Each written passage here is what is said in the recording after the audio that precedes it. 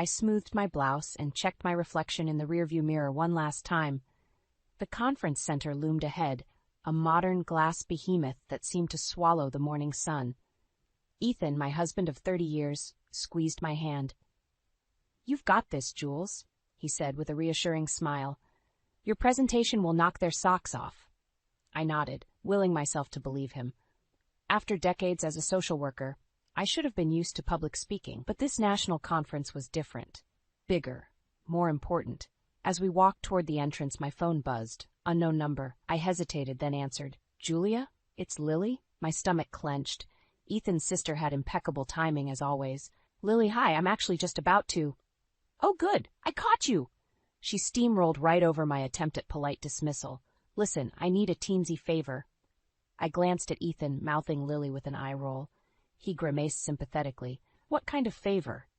I asked, already dreading the answer. "Well, you know that yoga retreat I've been planning?" How could I forget? It was all she'd talked about for months. Yes, the venue fell through at the last minute. Total disaster. But then I had the most brilliant idea. My breath caught. I had a sinking feeling where this was going. "Your cabin would be perfect," Lily gushed. "All that fresh mountain air, the peace and quiet. My students will absolutely love it." "Lily, we can't. I know it's short notice, but it would mean the world to me. And you're not using it this week anyway, right?" I pinched the bridge of my nose, feeling a headache coming on. "We just finished renovating, everything's still settling in, and we won't be there to—" "Oh, don't worry about that. I'll take excellent care of everything. You won't even know we were there." Somehow, I doubted that. Lily's definition of excellent care left much to be desired. "I'm sorry, but the answer is no," I said firmly. "We're not comfortable with anyone using the cabin when we're not there, especially not for a large group." There was a pause, then Lily's voice turned cold. "I see. Well, I suppose I shouldn't be surprised. You've always been rather selfish when it comes to sharing." The accusation stung, even though I knew it was unfair. "That's not true, Lily. We just—" No, I understand perfectly. Your precious cabin is more important than helping family." Message received, loud and clear. The line went dead before I could respond. I stared at the phone, my hands shaking slightly. Ethan touched my arm. "Everything okay?" I shook my head, relaying the conversation in clipped sentences. Ethan sighed. "I'm sorry, Jules. I'll talk to her later, make her understand." But I knew it wouldn't help. Lily had never respected our boundaries, always pushing and prodding until she got her way. As we entered the conference center, I tried to focus on the day ahead. But Lily's words echoed in my mind, along with a nagging worry. She wouldn't actually go against our wishes, would she? The thought made my stomach churn. I had a terrible feeling this wasn't over. Not by a long shot. I tried to push Lily's call out of my mind as Ethan and I entered the conference hall. The buzz of conversation and clinking coffee cups filled the air, but I couldn't shake the unease gnawing at my stomach. "Jules, there's Dr. Ramirez," Ethan said, nodding toward a distinguished woman across the room. "Why don't you go say hello? It might help take your mind off things." I plastered on a smile and made my way over. Dr. Ramirez greeted me warmly, but as we chatted about the upcoming presentations, my phone buzzed again. Lily. I silenced it, focusing on the conversation. Moments later, it buzzed again and again. "I'm so sorry," I said to Dr. Ramirez. "Would you excuse me for just a moment?" I ducked into a quiet corner and answered the phone. "Lily, what is it? I'm in the middle of—" "Julia, thank goodness." Lily's voice was breathless. "I've been trying to reach you. Listen, I know you said no, but I really need you to reconsider about the cabin." I pinched the bridge of my nose. "We've been over this. The answer is still no." "But you don't understand." Lily's voice rose. "I've already told everyone it's a go. I can't back out now. Do you have any idea how embarrassing that would be?" My jaw clenched. "That's not my problem, Lily. Lily, you should have waited for our permission before making promises." "Come on, Jules. Don't be so rigid. It's just for a few days. What's the worst that could happen?" Images flashed through my mind. Broken furniture, stained carpets, scratched hardwood. A lot, actually. That's why we said no in the first place. Lily's tone turned wheedling. "I'll be extra careful, I promise. And I'll owe you big time. Please, Julia. I'm begging you." I closed my eyes, torn between frustration and guilt. "Lily, everything okay?" Ethan appeared at my elbow, concern etched on his face. I covered the phone. "It's your sister." Again, he held out his hand. "Let me talk to her." Gratefully, I passed him the phone. As Ethan spoke to Lily, his expression hardened. "Absolutely not," he said firmly. "We've already told you no, and that's final. You need to respect our decision." There was a pause as Lily responded. Ethan's face darkened further. "Don't you dare try to guilt us about this. We have every right to set boundaries, especially when it comes to our property." Another pause. Ethan's voice rose. "If you so much as step foot on that property without our permission, I swear I'll—" He broke off, staring at the phone. She hung up on me. I sagged against the wall. "What are we going to do?" Ethan ran a hand through his hair. "I don't know, but I have a bad feeling about this." Just then my phone chimed with a text. It was from Lily. "I'm sorry it had to come to this, but you've left me no choice. I hope you'll forgive me someday." My blood ran cold. "Ethan, look." He read the message, his face paling. "You don't think she'd actually—" I nodded grimly. "I think that's exactly what she's planning." Ethan's jaw clenched. "I'll call the sheriff, ask him to keep an eye on the place." As he stepped away to make the call, I leaned against the wall, my mind racing. How had a simple conference turned into such a nightmare? And what were we going to do if Lily really did go through with her plan? The opening notes of the welcome speech echoed through the hall. I straightened, trying to compose myself. But as I walked back into the conference room, I couldn't shake the feeling that this was only the beginning of our troubles. The first day of the conference dragged on, my mind constantly drifting back to Lily and our cabin. During the lunch break, I checked my phone obsessively, half expecting to see missed calls from the sheriff or worse, Lily herself. "Any news?" Ethan asked, sliding into the seat next to me. I shook my head. "Nothing. I don't know if that's good or bad." He squeezed my hand. "No news is good news, right?" Before I could respond, my phone buzzed. My heart leapt into my throat as I saw Lily's name on the screen. "Lily?" I answered, my voice tight. "Julia, I've been thinking about what you said," Lily began, her tone suspiciously calm. "And I want you to know that I understand your concerns." I blinked, caught off guard. "You do?" "Of course. Family is important, and I would never want to jeopardize our relationship over something like this." Relief washed over me. "I'm so glad you understand, Lily. Thank you for—" "Which is why," she continued, cutting me off, "I've come up with the perfect solution." My relief evaporated instantly. "What solution?" "I'm here at the cabin now, and—" "You're what?" I nearly shouted, drawing curious glances from nearby tables. "Don't worry, I haven't brought the group yet," Lily said quickly. "I just wanted to show you how responsible I can be. I've child-proofed everything, moved all the valuables to a safe place, and even set up a cleaning schedule for my students." I struggled to form words, my anger and disbelief overwhelming me. Ethan leaned in, concern etched on his face. I put the phone on speaker. "Lily," I managed finally, "you need to leave. Now. We explicitly told you not to go there." "But Julia, if you could just see how perfect it is. The energy here is amazing. Your renovations really paid off." Ethan's face darkened. "Lily, this is breaking and entering. We could have you arrested." There was a pause on the other end. When Lily spoke again, her voice was cold. "You wouldn't dare. I'm family. Family respects boundaries," I shot back. "What you're doing is selfish and irresponsible." "Selfish?" Lily's voice rose. "I'm trying to help people find inner peace and enlightenment. You're the ones being selfish, hoarding this beautiful space all to yourselves." I took a deep breath, trying to calm myself. "Lily, please, just go home. We can talk about this when we get back, but right now, you need to leave the cabin." "Fine," she snapped. "I'll go, but don't think this is over. You can't keep pushing me away and treating me like a child. I'm a grown woman, and I deserve respect." The line went dead. I stared at the phone, my hands shaking. Ethan wrapped an arm around me. "I'll call the sheriff again, have him check that she really left." I nodded numbly. "What are we going to do, Ethan? This can't keep happening." He sighed heavily. "I don't know, but we'll figure it out together." As we walked back into the conference hall, my phone chimed with a text. It was from an unknown number. "Julia, this is Sheriff Branson. Just checked your cabin. No sign of anyone there, but it looks like someone's been inside recently. Nothing seems damaged or missing. Want me to keep an eye on the place?" I showed Ethan the message. His jaw clenched. "Tell him yes, please." I typed out a quick reply, my mind racing. Had Lily really left? Or was this just another of her tricks? As the next speaker took the stage, I couldn't focus on a single word. All I could think about was our beautiful cabin, vulnerable and alone in the mountains, and the sinking feeling that this conflict with Lily was far from over. The second day of the conference dawned, and I felt like I was sleepwalking through a nightmare.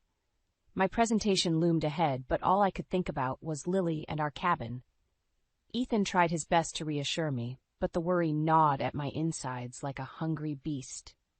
"Jules, you need to focus," Ethan said gently as we entered the conference hall.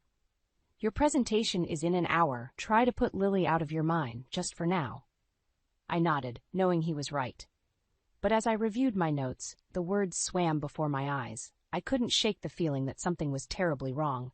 Just as I was about to step up to the podium, my phone buzzed, a text from Sheriff Branson. "Mrs. Hartley, there's activity at your cabin. Several cars in the driveway. Want me to investigate?" My heart plummeted. I showed Ethan the message, my hands shaking. "Go," he said, understanding immediately. "I'll cover for you here." I slipped out of the conference room, my mind racing. In the quiet hallway, I called Sheriff Branson. "What exactly did you see?" I asked, trying to keep my voice steady. "At least 5 vehicles, ma'am. Looks like some kind of gathering. I didn't approach, given your previous instructions, but I can if you want." I closed my eyes, fighting back tears of frustration. "Yes, please. Tell them they're trespassing and need to leave immediately." "Will do, Mrs. Hartley. I'll keep you posted." I ended the call, leaning against the wall for support. How could Lily do this? After everything we'd said, after all our warnings? My phone buzzed again. This time it was Lily. "Julia, you'll never believe how amazing everything is going. The energy here is just—" "Lily, stop," I cut her off. My voice sharp. "The sheriff is on his way. You need to leave. Now." There was a pause. "You called the sheriff on me?" Her voice was incredulous, tinged with hurt. "You left us no choice," I said, fighting to keep my composure. "We told you explicitly not to use the cabin. This is breaking and entering, Lily." "It's family property," she protested. "I have every right to." "No, you don't," I snapped. "It's our property, mine and Ethan's, and you're putting it at risk with your reckless behavior." "Reckless?"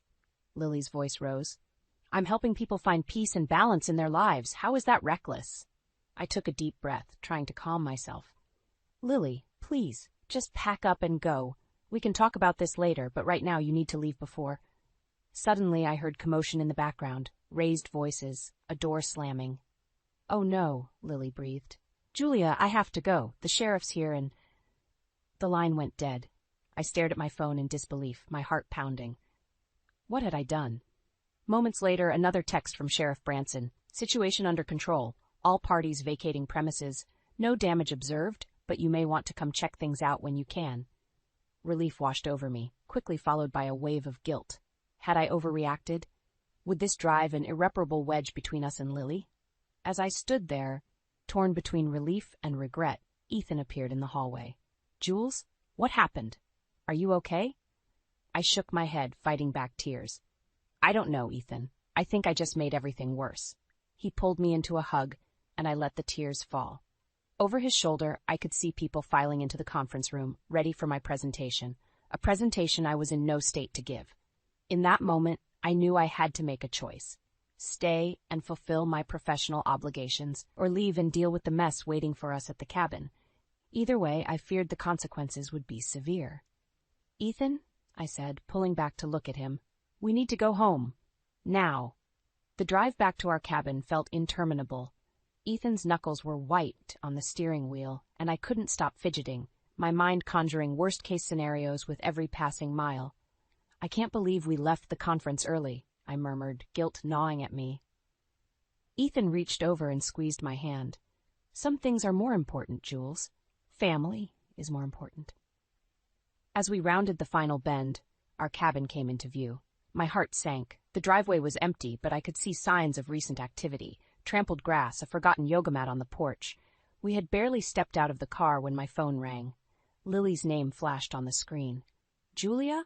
Her voice was trembling. "I'm so sorry. I know I messed up, but you have to help me. Please." Alarm bells rang in my head. "Lily, what's going on? Where are you?" I'm still at the cabin. Well, near it. I couldn't just leave, not after what happened. I exchanged a worried glance with Ethan. What do you mean? What happened? Lily, talk to me. There was a long pause, punctuated by what sounded like a muffled sob. There was an accident. One of my students, she wandered off during a meditation walk. We've been searching for hours, but we can't find her. The bottom dropped out of my stomach. You lost someone in the woods? Lily, why didn't you call for help? I was scared, she wailed. I thought we'd find her. And then when we didn't, I didn't know what to do. I knew you'd be so angry. I took a deep breath, trying to stay calm. Okay, listen to me. We're at the cabin now. Where exactly are you? About a mile up the east trail. Julia, I'm so sorry. I never meant for any of this to happen. We'll deal with that later, I said firmly. Right now, we need to find your student. What's her name? What was she wearing? As Lily rattled off the details, Ethan was already on his phone, calling the local search and rescue team. I scribbled down the information, my mind racing. Sit tight, Lily. Help is on the way. We'll be there soon. I ended the call and turned to Ethan, my heart pounding. What are we going to do? He pulled me into a tight hug. We're going to find that woman, and then we're going to have a long, serious talk with Lily. As we grabbed flashlights and water bottles from the cabin, preparing to join the search, my phone buzzed again, an unknown number. Mrs. Hartley? This is Ranger Thompson. We've got a situation up here on the mountain. A woman matching the description you gave has been found, but, well, there's been an accident. My blood ran cold. What kind of accident? The ranger's voice was grim. Looks like she fell from one of the cliff faces. It's not good, ma'am. We're going to need you and your sister-in-law to come down to the station to answer some questions. I ended the call, my hands shaking so badly I nearly dropped the phone. Ethan was by my side in an instant, his face etched with concern. Jules, what is it? I looked up at him, tears blurring my vision. They found her, Ethan, but she's hurt, maybe worse, and now the rangers want to question us. Ethan's face paled. Oh God, Lily. In that moment, standing in our beautiful cabin that had become the epicenter of this nightmare, I felt a surge of anger unlike anything I'd ever experienced. Lily's recklessness had finally gone too far, and now an innocent person was paying the price. I squared my shoulders, a cold resolve settling over me. Let's go. It's time to end this once and for all. As we headed out into the gathering dusk, I knew that whatever happened next would change our family forever, and I was ready to face it head-on. The ranger station was a flurry of activity when we arrived. Lily sat huddled in a corner, her face tear-stained and pale. When she saw us, she leapt up, but I held up a hand to stop her approach. Not now, Lily, I said, my voice cold. We need to talk to the rangers first. Ranger Thompson led us into a small office, his face grim. The woman you reported missing, Sarah Jennings, is in critical condition. She's been airlifted to the nearest hospital. I felt Ethan's hand tighten on mine as the ranger continued. We need to understand exactly what happened. Mrs. Hartley, your sister-in-law claims she had permission to use your cabin for her retreat. Is that correct? I took a deep breath, fighting back tears of frustration. No, it's not. We explicitly told her not to use the cabin. The ranger's eyebrows shot up. I see. That complicates things. Just then, my phone rang, an unknown number. With shaking hands, I answered. Mrs. Hartley? A frantic voice came through. This is Tom from the fire department. There's been an incident at your cabin. A fire broke out. What? I gasped, my mind reeling. How? When? About 20 minutes ago, we responded to a 911 call from one of your neighbors. It looks like it started with a candle left unattended. We're doing our best to contain it, but... I couldn't breathe. The room spun around me as Tom's words faded into a dull roar. Our cabin, our beautiful, newly renovated cabin, up in flames. Ethan took the phone from my limp hand, speaking urgently with the firefighter. I turned to Ranger Thompson, my voice barely a whisper. There's been a fire at our cabin. His eyes widened. Good Lord. All right, stay here. I'll get more information. As he hurried out, Lily burst into the room, her face a mask of anguish. Julia, Ethan, I'm so sorry. I just heard. I can't believe. Oh, God, this is all my fault. Something inside me snapped. Years of pent-up frustration and anger came pouring out. You're right, Lily. It is your fault. All of it. The trespassing, the missing woman, and now this fire. When will you learn that your actions have consequences? Lily recoiled as if I'd slapped her. I never meant for any of this to happen. I was just trying to... To what? I cut her off. To prove a point? To show us how responsible you could be? Well, congratulations. You've proven exactly the opposite. Ethan put a hand on my arm, his voice low. Jules, maybe we should, but I was beyond reason. No, Ethan. It's time someone told her the truth. Lily, your selfishness and impulsiveness have gone too far this time. A woman is fighting for her life, our cabin is burning down, and for what? Your ego? Tears streamed down Lily's face. I'll fix it, I promise. I'll pay for everything. You can't fix this, I shouted, my voice breaking. You can't undo the damage you've caused. To that woman, to our property, to our family. The room fell silent, broken only by Lily's quiet sobs. Ethan pulled me close, his own eyes glistening with unshed tears. Ranger Thompson reappeared, his face grave. I've just gotten an update. The fire's spreading faster than they can contain it. And there's something else. My heart sank. What more could possibly go wrong? The fire's jumped to a neighboring property. The porter's cabin is now in danger, too. I sagged against Ethan, overwhelmed by the magnitude of the disaster unfolding around us. Our cabin, our neighbors, a critically injured woman, all because of Lily's reckless actions. As the gravity of the situation settled over us, I realized we were standing at a crossroads. The decisions we made in the next few hours would shape not just our family's future, but the lives of everyone affected by this tragedy. I straightened up, meeting Lily's tear-filled eyes with a steely gaze. It's time to face the music, Lily. All of it. The acrid smell of smoke hung in the air as we raced towards our cabin. Flashing lights from fire trucks and police cars illuminated the night sky, casting an eerie glow over the familiar landscape. My heart pounded in my chest, a mix of fear and anger coursing through my veins. As we pulled up, I gasped. Flames licked the sky, engulfing what should have been our cabin. But something was off. The shape was wrong, the placement. Julia, Ethan's voice was tight with disbelief. That's not our cabin. Realization dawned, horror washing over me. Oh God, it's the porter's place. We scrambled out of the car, Lily trailing behind us, her sobs barely audible over the roar of the fire and the shouts of the firefighters. A firefighter approached us, his face grim beneath the soot. Are you the Hartleys? I nodded, unable to find my voice. Your cabin is safe, he said, and I felt a momentary wave of relief before he continued. But I'm afraid your neighbors weren't so lucky. The fire spread quickly, and... How? I managed to choke out. How did this happen? The firefighter hesitated, glancing at Lily. We found evidence of candles, incense. It looks like someone was using the cabin without proper safety precautions. Lily's wail cut through the night. I'm sorry, I'm so sorry. I thought it was your cabin, Julia. I never meant to. The world tilted on its axis as the full weight of Lily's mistake crashed down on us. Not only had she trespassed and endangered lives, but she'd done so on the wrong property entirely. Ethan gripped my arm, his face ashen. The Porters, are they? They weren't home, the firefighter assured us, but I'm afraid the damage is extensive. The cabin's a total loss. Relief mingled with fresh horror. Our friend's home, destroyed because of our family's drama. Just then, I spotted the Porters arriving, their faces a mask of shock and grief as they took in the scene. Without thinking, I rushed towards them, Ethan at my heels. Martha, John, I called out, my voice breaking. I'm so sorry, this is all our fault. Martha turned to me, confusion mixing with the anguish in her eyes. Your fault? Julia, what are you talking about? As I opened my mouth to explain, Lily pushed past me, falling to her knees in front of the Porters. It was me, she sobbed. I thought it was Julia and Ethan's cabin. I brought my yoga group here, and... The Porters stared at her in disbelief as Lily poured out the whole sordid tale, her disregard for our wishes, the missing student, the careless use of candles.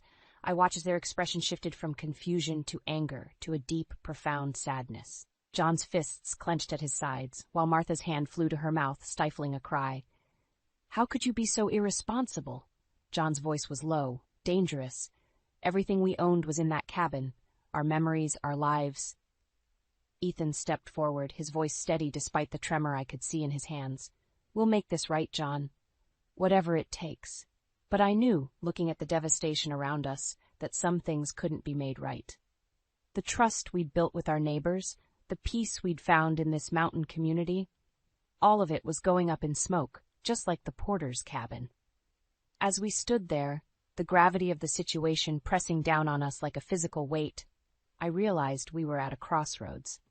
The decisions we made in the coming days would define not just our family's future, but the lives of everyone touched by this tragedy. I turned to Lily, my voice barely above a whisper. I hope you understand now. This isn't just about you anymore. It never was. The look of utter devastation on her face told me that, finally, the message had sunk in. But as I gazed at the smoldering ruins of the porter's home, I couldn't help but wonder, was this realization too little, too late? The days following the fire blurred together in a haze of insurance claims, police reports, and tear-filled conversations. Ethan and I barely slept, caught in a whirlwind of damage control and guilt. Lily, for once, was silent, her usual exuberance extinguished by the weight of her actions. A week after the disaster, we all gathered at our cabin, the one that should have burned instead. The porters sat across from us, their faces etched with a mix of grief and anger. Lily huddled in a corner, looking smaller than I'd ever seen her. "We've come to a decision," John Porter began, his voice gravelly with emotion. "We won't press charges against Lily." A collective gasp filled the room. I felt Ethan's hand tighten on mine. Martha leaned forward, her eyes fixed on Lily. "But we have conditions." I held my breath, waiting for the other shoe to drop. "We want Lily to help rebuild our cabin," Martha continued, "not just financially, but physically. Every weekend, every free moment, until it's done." Lily's head snapped up, her eyes wide with surprise, and, "Was that relief? Of course," she whispered. "Anything. I'll do anything to make this right." John's gaze softened slightly. "And we want Julia to supervise the rebuild. We trust her judgment, and frankly, we're not ready to trust Lily on her own just yet." I nodded, a lump forming in my throat. We'd be honored. As the details were hammered out, I watched Lily closely. For the first time in years, I saw a glimmer of the sister-in-law I'd once adored. Humbled, sincere, willing to learn. Weeks turned into months as we worked side by side, rebuilding not just the porter's cabin, but the bonds between us all. Lily threw herself into the work with a dedication I'd never seen from her before. She listened, she learned, and slowly but surely she began to change. One crisp autumn evening, as we put the finishing touches on the porter's new deck, Lily approached me, her eyes brimming with unshed tears. "Julia," she began, her voice thick with emotion, "I don't know how to thank you for giving me this chance, for not giving up on me." I set down my paintbrush, turning to face her fully. "Lily, No, please," she interrupted. "Let me say this. I've been selfish and reckless for so long. I never stopped to think about how my actions affected others. But this has changed everything. I see now what real consequences look like, and I never want to cause that kind of pain again." Tears spilled down her cheeks, and I felt my own eyes welling up in response. "I'm so sorry," she continued, "for everything, and I promise, from now on, I'll do better, be better." In that moment, looking at the genuine remorse and determination in Lily's eyes, I felt the last of my resentment melt away. I pulled her into a tight hug, both of us crying now. "I forgive you," I whispered, "and I'm proud of you, Lily. So proud." As we pulled apart, I saw Ethan and the porters watching us from the porch, their faces a mix of relief and cautious hope. That night, as we all sat around the porter's new fireplace sharing stories and laughter, I realized something profound. This tragedy, as painful as it had given us all a chance to grow, to heal, to become better versions of ourselves. Lily caught my eye across the room and smiled, a genuine, warm smile that reached her eyes. And I knew in that moment that while the path ahead might not always be easy, we would face it together, stronger and wiser for the trials we'd endured. As I leaned into Ethan's embrace, watching the firelight dance across the faces of our friends and family, I felt a deep sense of peace settle over me. We had weathered the storm and come out the other side, not just intact, but renewed. And in the end, isn't that what family is all about?